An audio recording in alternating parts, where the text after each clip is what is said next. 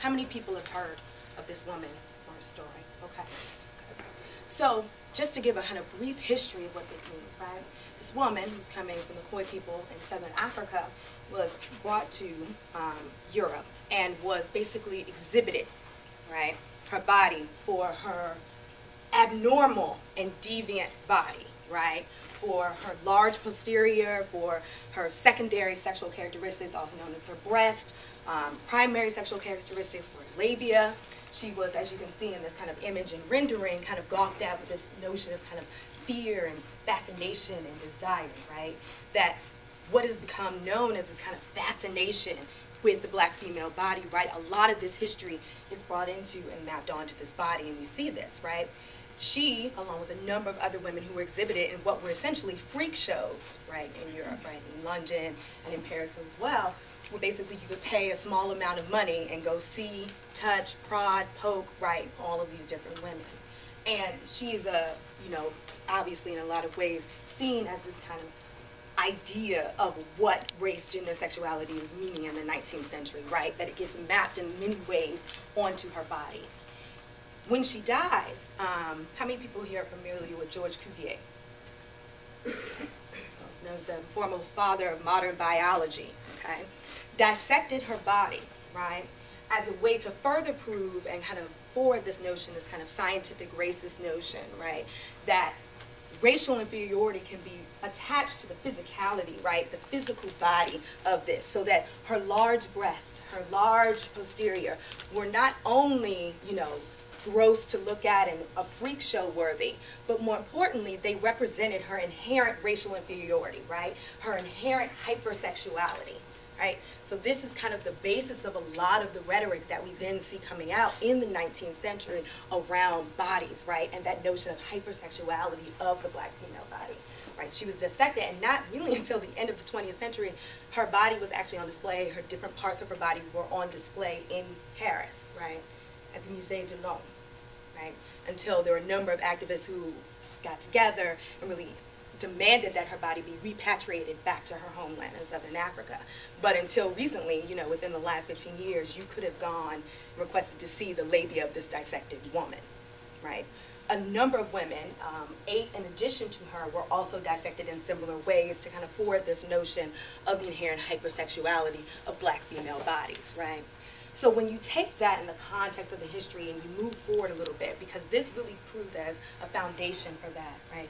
That there is this kind of tense relationship between what we think of as exploitation and an experiencing of pleasure in erotics, right? Because there is this overarching kind of history of sexual exploitation of the black female body. So that when you see images such as this, right? This is a profile image of Saartjie Baartman, and this next to her is an image of Buffy the Body. A video vixen model, all of these names that we think of now, essentially we'll say video model, for purposes of this, that seem in many ways to recreate, right, and rely on certain kinds of racial and sexual iconography, right? But in saying or asking the question, more importantly, of is there a difference, right? Is there a way in which we can see the choices, right? If there is this notion of choice or agency in Buffy the Body's performance and usage of her body and the fascination with this kind of female sexuality as different from these more obviously kind of exploitative images and renderings that you see of Saartjie Baartman, right? So Bell Hooks has this great quote that I like to say, that although contemporary thinking about black female bodies does not attempt to read the body as a sign of natural racial inferiority, the fascination with black butts continues, right? Kind of an interesting quote, right? But what is also wrapped up in just that notion of fascination, right? Is there this fear? Do we buy that idea that that sign of natural racial inferiority is still in the language that we think about when we think about these bodies, when we see these images, right? In recreating certain notions of hypersexuality through the processing of these images. But furthermore, now that we have entire industries of women, right? An industry for women to use their bodies in particular to become part of our popular culture imaginary, right? So you have this place where we see that. So that literally the images you see of many women in these kind of magazines and in the industry, this is Angela Love, Melissa Ford, Tahari, and Malia Michelle, right? That we know the names of who these women are, right? And they produce websites, magazines, features, spreads, host parties, right? There's this entire industry that's created by this fascination, this desire for, and the commodification of black female bodies, right?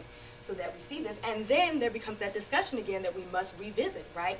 What dynamics of this make this particularly exploitative, and what potential parts of this makes it an erotic space, right? How do African American women and how do black female bodies find a space for eroticism? And is that place within popular culture, or will it always be embedded and entrenched in this kind of history of the sexual exploitation of black women's bodies for profit, right? You have a number of magazines specifically dedicated to a particular aesthetic, right? Now, one response and one reading of these images is first, we look at the fashion industry in general, kind of the mainstream fashion industry, which clearly has a very different beauty aesthetic, right? It's tall, it's thin, right? To certain, you know, there's always this kind of notion and pushback within the fashion industry about the lack of women of color bodies that are present in there, right? Or the kinds of women bodies that are allowed to be in there, right? So if you go through a Vogue, if you go through Harper's Bazaar, if you go through any kind of the major fashion magazines, there are going to be a limited number of women of color, let alone a limited number of women who fit into different kinds of body stereotypes, right? Number of fittings. But then you have this industry that's created that celebrates, or I guess deals with black female bodies in a very different way, right? These become these men magazines that we see. These Black Men, King, and XXL had a feature, that's where the name Eye Candy comes from, right? That features these bodies in certain particular ways that produces another quote unquote standard of beauty to do that, right? And how that standard of beauty feeds into our notions of what in fact a beautiful body is, right? That it produces another kind of standard.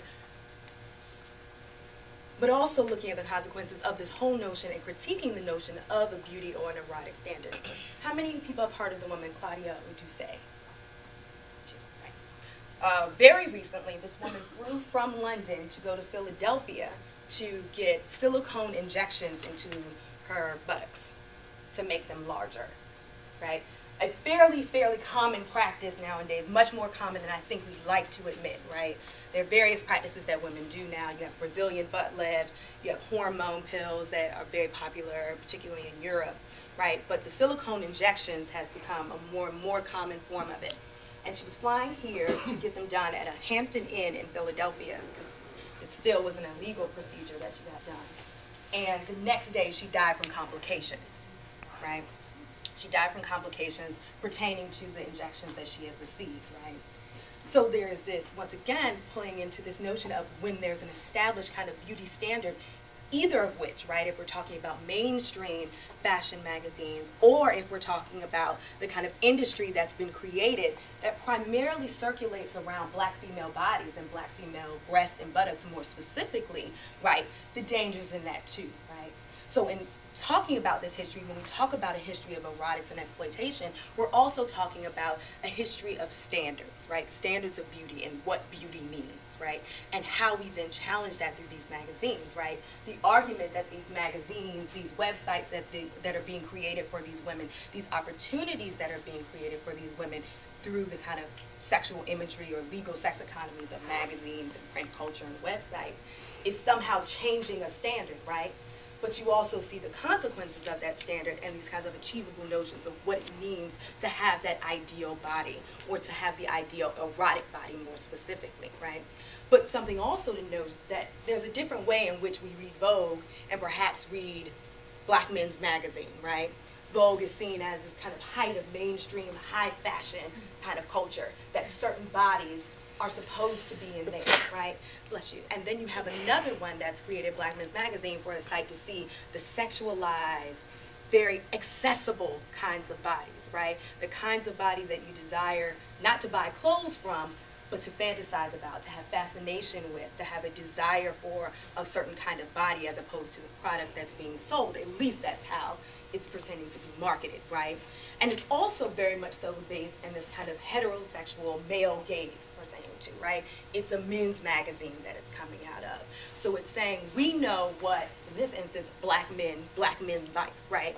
We know that there's this essential black femaleness that's attached to the history of the black woman having large buttocks and large breasts that makes them more appealing, and this will appeal to that, right? So it's reinscribing not only these kinds of racialized and gendered constructions of black female bodies, but a particular kind of gaze that's going on to these bodies, right? But it's also interesting to note that even within this context and for these magazines, that the majority of patrons of these magazines are actually non-black patrons, right? So there is this kind of idea of this cross-racial consumption of these bodies, and what is at stake when something that's allegedly marketed to a particular black heterosexual young male that's being consumed by young white males, right? What's at stake? Is it back, as I said, you know, do we get back to this notion of this particular kind of gaze, right? Now it's in print magazines, and that's not this kind of public performance, but does she still stand as a spectacle that these women that we're thinking about, right? And what opportunity do black women have, someone like a Sierra, to exist not as a spectacle, but as someone asserting some kind of erotic agency?